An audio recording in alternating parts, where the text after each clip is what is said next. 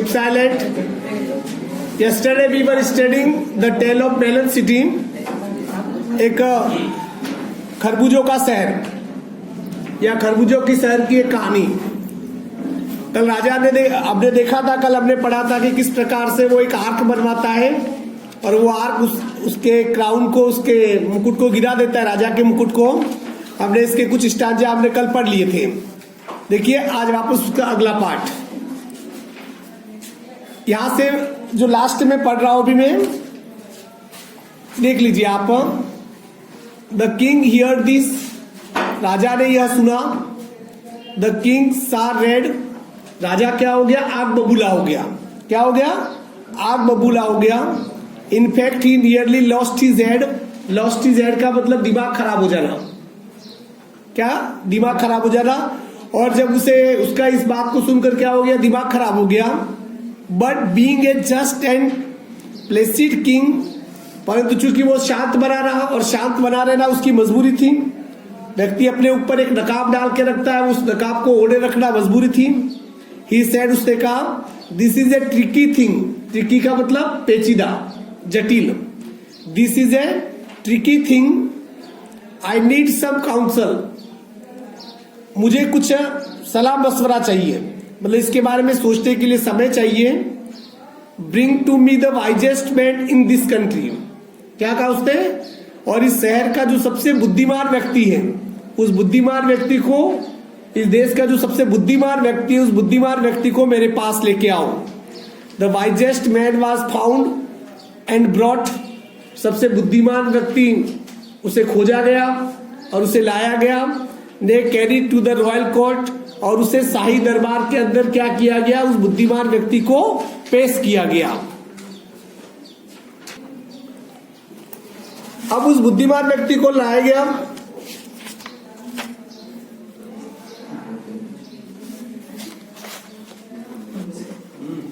He could not, चलिए, he could not walk and could not see. और बुद्धिमान व्यक्ति भी कैसा था? जो न तो चल सकता था, ना वो देख सकता था। So old and therefore wise. देखिए इस लाइन में भी एक टोन है, वो बहुत बूढ़ा था इसलिए वो बुद्धिमान भी था। अर्थात कि अपने जीवन भर का अनुभव वो लिए हुए था। Was he, but in quivering voice he said, but in quivering, कपकपाती, but in quivering voice he said, पर कपकपाती आवाज में उसने कहा, the culprit must be punished. Culprit का मतलब अपराधी। The culprit must be punished, अपराधी को जरूर सजा मिलनी ही चाहिए। ट्रूली, आगे वो कह रहा है, truly the arc it was that banged the crown of. और उसने क्या कहा? अब कितना बुद्धिमान व्यक्ति था वो समझिए। Truly the arc it was that banged the crown of. Bank का मतलब गिराना। द क्राउन ऑफ, यह वो आर्क ही था जिसने क्या कर दिया? राजा का मुकुट गिरा दिया था। And it must be hanged, और जिसने भी ये मुकुट गिराया है उसे फांसी पर लटका देना चाहिए। मतलब किसे फांसी पर लटका दो? वो जो आर्क है, जिस आर्क ने गुंबद ने राजा के मुकुट को गिरा दिया था, उस आर्क को क्या करो? फांसी पे लटका दो। बड़ा समझदार आदमी इसलिए रहा होगा क्योंकि वो नहीं चाहता था कि इस राजा की जो अपनी सनक के चक्कर में कोई मासूम और निर्दोष व्यक्ति मारा जाए। टू द स्कैफोल्ड, स्कैफोल्ड का मतलब कल बताया था मैंने, फांसी का तख्ता। To the scaffold the arch was led, और उस फांसी के तख्ते पर किसको लाया गया? उस आर्क को लाया गया। लेड का मतलब लाया गया। Well suddenly a counsellor said, तब अचानक एक परामर्श देने वाला कोई सलाहकार जोर से चिल्लाया, how can we hang so शेमफुली। शेमफुली मतलब शर्मनाक। वो क्या कह रहा है? वो भी बड़ा समझदार रहा होगा। How can we hang so shamefully, what touched your head your majesty. जोर से चिल्ला के क्या कहा? हे महाराज, जिस हम उस वस्तु को हम कैसे फांसी पे लटका सकते हैं जिससे कि जिस वस्तु ने आपके सर को छुआ होगा। मतलब आपके सर ने जिस वस्तु को छू लिया, इसका मतलब वो वस्तु भी बहुत इंपॉर्टेंट बन गई। और आपका सर तो इतना इंपॉर्टेंट है, आपके सर को इस आर्क ने छुआ था, इसलिए इस आर्क को हम कैसे फांसी पे चढ़ा सकते हैं। ट्रू म्यूज द किंग, म्यूज्ड का मतलब सोचा, ट्रू म्यूज द किंग, तो राजा ने सोचा। By now the crowd restless, अब जो पब्लिक थी वो रेस्टलेस थी, बेचैन थी। वाज मटरिंग अलाउड, मटरिंग का मतलब बड़बड़ाना है, बुदबुदाना, और अलाउड का मतलब जोर से। अब पब्लिक बेचैन थी, जोर जोर से चिल्ला रही थी, क्योंकि राजा के साथ उनका अटैचमेंट था। राजा के सर को इस आर्क ने छुआ, इस आर्क को फांसी नहीं लग सकती है। The king perceived their mood, perceived का मतलब समझना। The king perceived their mood and tremble, अब राजा उनके मूड को समझने लगा था, अर्थात कि लोगों की प्रतिक्रिया थी वो समझने लगा था। एंड ट्रम्बल्ड, और वो कांपने लगा था। And said to all who were assembled, और जो भी लोग वहां पर इकट्ठे हुए थे, असेंबल का मतलब इकट्ठे होना। And said to all who were assembled, और जो भी लोग वहां पर इकट्ठे हुए थे उनसे कहा, let us postpone considerations, consideration का मतलब विचार, पोस्टपोन का मतलब आगे बढ़ाना, कि ये जो विचार है, लेट्स पोस्टपोन कंसिडरेशन, इस विचार को क्या किया जाए, पोस्टपोन कर दिया जाए। Of फाइनर points like guilt the nation wants A hanging, hanged must be someone and that immediately, उसने कहा परंतु देश ये चाहता है कि किसी न किसी को वांट्स ए हैंगिंग, कि किसी न किसी को तो लटकाना पड़ेगा। हैंग्ड मस्ट बी समवन, कि और निसंदेह किसी को जरूर लटकाना पड़ेगा। एंड दैट इमीडिएटली, और ये जल्दी से जल्द क्या करना पड़ेगा, ये लटकाना पड़ेगा, फांसी देनी पड़ेगी। The news was set up somewhat high, news का मतलब फंदा, जो फांसी का फंदा होता है। The news was set up somewhat high, और जो फांसी का फंदा था थोड़ा ऊंचाई पर उसे लगाया गया।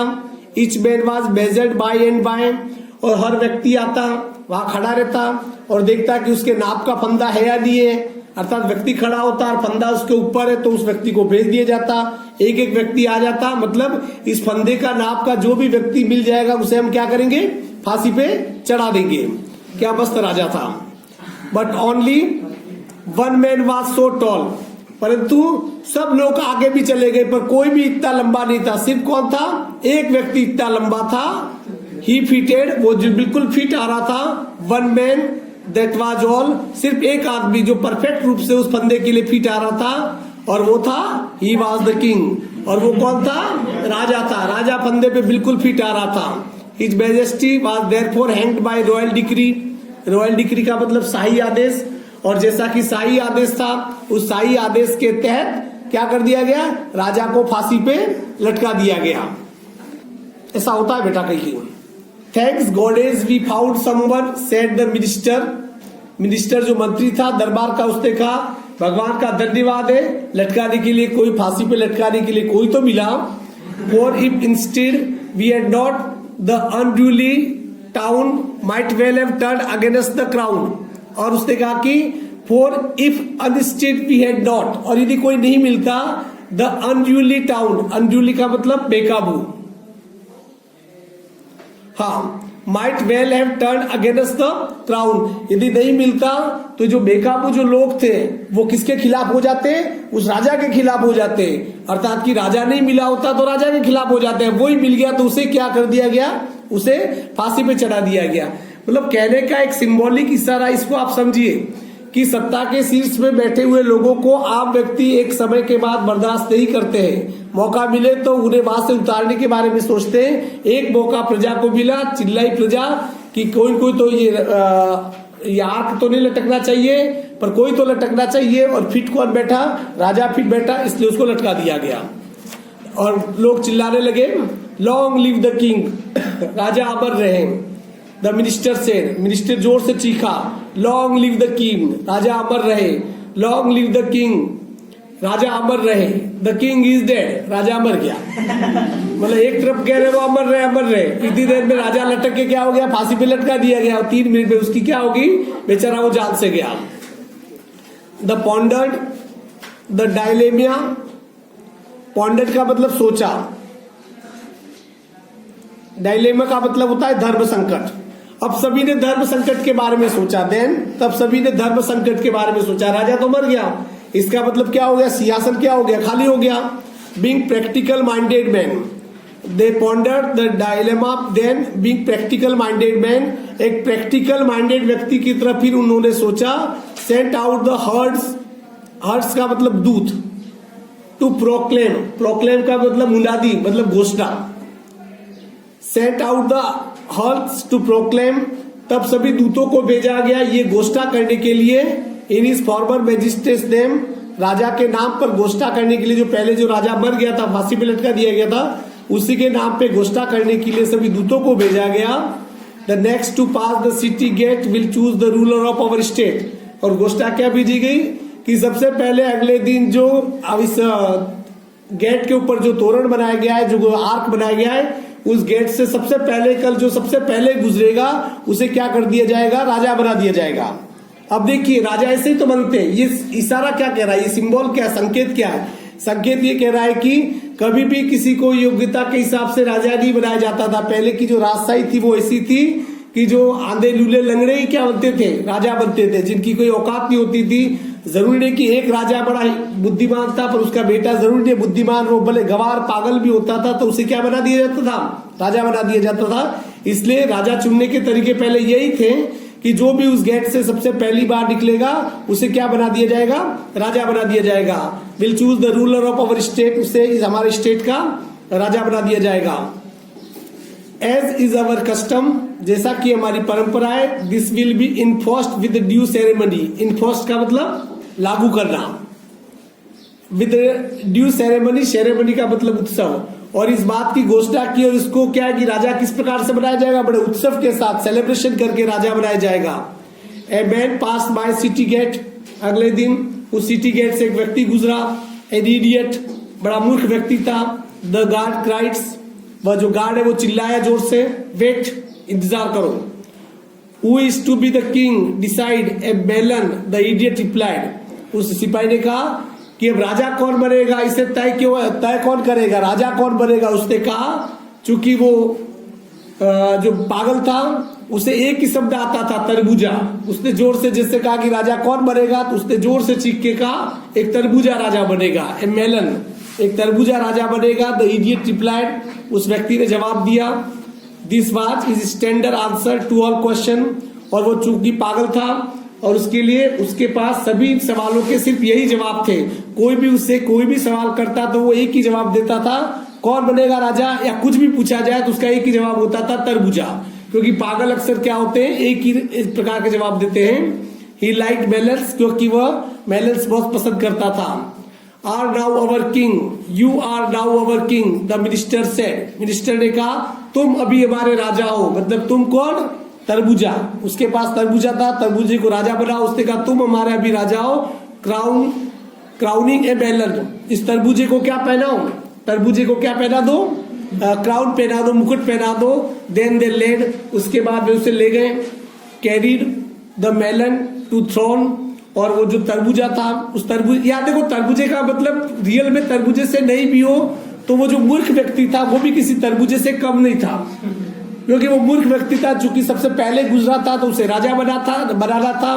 तो उसको क्या किया गया, मेलन टू द थ्रोन, उसे मुकुट सिंहासन तक ले जाया गया। And reverently set it down, reverently का मतलब सम्मान के साथ, and reverently set it down, और बड़े सम्मान के साथ उसे क्या कर दिया गया, राजा के पास उसे उस सिंहासन के ऊपर उसे बैठा दिया गया। This happened years and years ago, और ये सालों पहले, this happened years and years ago, ये सालों पहले ये ऐसा हुआ था। When now you ask the people, और आज जाके तुम लोगों से पूछते हो क्या, so your king appear to be a melon, अर्थात कि तुम्हारा राजा एक मेलन के रूप में, एक तरबूजे के रूप में अपीयर हुआ था।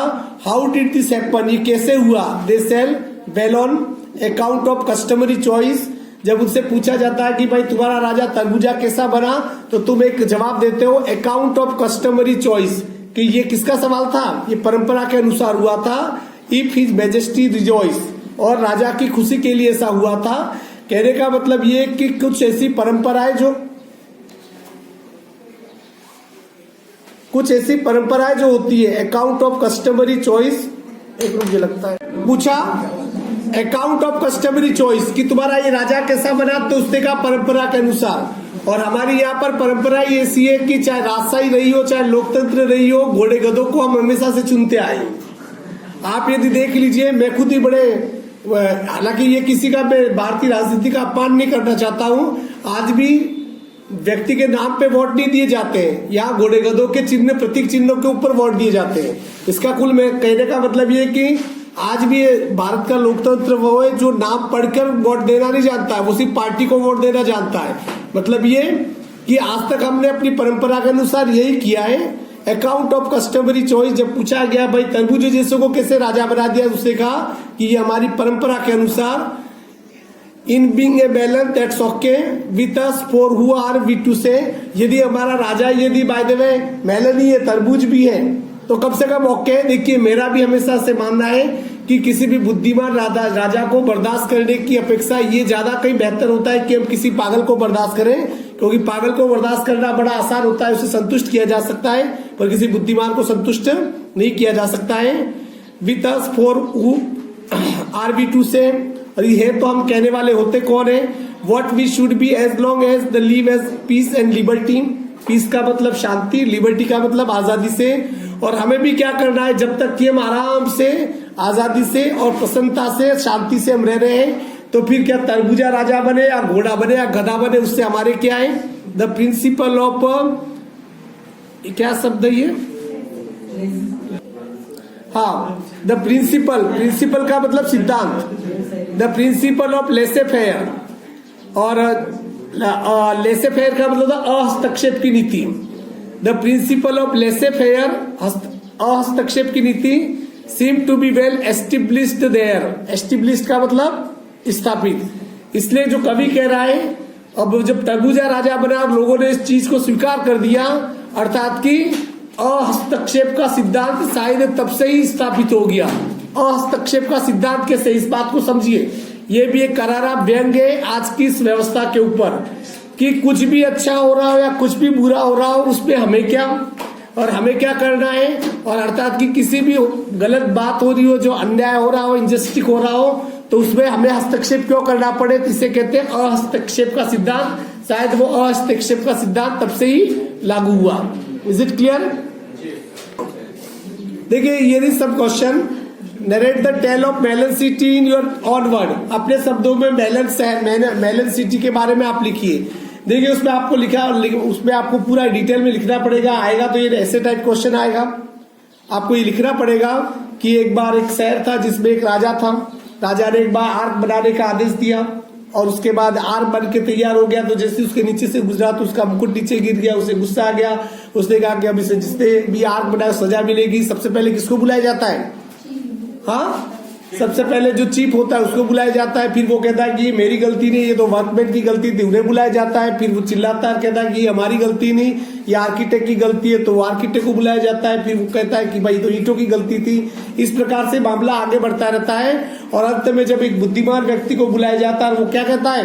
बुद्धिमान व्यक्ति कहता है कि ये गलती तो ये आपने, ये जैसे कि गलती किसकी, आर्क की, उसको फांसी पे चढ़ा दिया जाए। और जैसे उसे फांसी पे चढ़ाने की तैयारी होती है, जनता चिल्लाती है कि जिस आर्क ने महाराज के सर को छुआ उसको कैसे फांसी पे चढ़ाया जा सकता है। पर चूंकि फंदा तैयार था, किसी न किसी को लटकाना था, तो फंदे को ऊंचाई पे लटकाया गया। एक एक व्यक्ति आता गया, और जो फंदे की ऊंचाई तक पहुंचा वैसा एक ही व्यक्ति था जो बिल्कुल फिजिकली फिट व्यक्ति था, और उसको क्या कर दिया गया? फंदे पर लटका दिया गया। और वो बड़े लकीली, वो कौन था? वो राजा था। ये प्रश्न था, इसको इतना पूरा लिख रहा है, मतलब 15-20 लाइन का है, और आप, मुझे पता है कि आप बहुत अच्छे ढंग से इसे लिख भी लेंगे। हाँ, अगला, what impression would form of state where the king was just and placid, कि आप पर ऐसे राजा का क्या प्रभाव पड़ेगा जहां का राजा क्या हो? न्यायी तथा शांत हो। क्या मतलब हुआ इसका? देखिए, चूंकि देखा जाए तो उस जो बैलेंस सिटी का the king of the balance city was just like a foolish person, he can't make decision with individually. वो अपने व्यक्तिगत निर्णय नहीं ले पा रहा था। He was full of the abuse mind, एक सनकी माइंड था उसका, और वह डिसीजन के लिए किसी दूसरों पे डिपेंड था। और ऐसे जगह जहां पर राजा खुद अपने फैसले ले नहीं पाए, वहां की जनता कभी भी प्रसन्न और सुखी नहीं हो सकती है। How according to you can peace and liberty be maintain in a state? क्या कह रहा है, इसका मतलब क्या क्या कह रहा है? आपके हिसाब से राज्य में शांति कैसे स्थापित की जा सकती है? देखिए, at first if there is peace and liberty it mean there should be the freedom of the thoughts. जहाँ विचारों की क्या होनी चाहिए? आजादी होनी चाहिए। The person who rule over state, जो व्यक्ति राजा के ऊपर शासन करना चाहिए, he must be a wise person, he must taken decision on self, उसे अपने डिसीजन खुद लेने चाहिए। और he should be identify the problems of the people, उसे लोगों की समस्याओं के बारे में क्या उसे जानकारी प्राप्त होनी चाहिए। और समस्या के जानने के बाद उसके निवारण के लिए उसके पास आइडिया भी होना चाहिए। Suggest a few instance in the point which highlights humour and irony. क्या कह रहा है? देखिए, कि पूरी कहानी में अपने आप में क्या हास्य बहेंगे, क्योंकि कभी भी राजा कोई भी डिसीजन अपने मन से नहीं ले पाता है। अब जब वह किसी को अपराधी एक मामूली बात के ऊपर मामूली घटना को क्या मान लेता है, वो अपराध मान लेता है और उसके लिए वो सजा देना चाहता है। और सजा के लिए जब व्यक्ति को बुलाता है, हर व्यक्ति दूसरे के ऊपर अपना दोष डाल के वहां से निकल छूटता है। राजा को ये भी पता नहीं चलता है कि सही मायने में गलती किसने की हुई होती है। तो इस प्रकार से क्वेश्चन के आंसर क्या करना, अपने हिसाब से कर देना।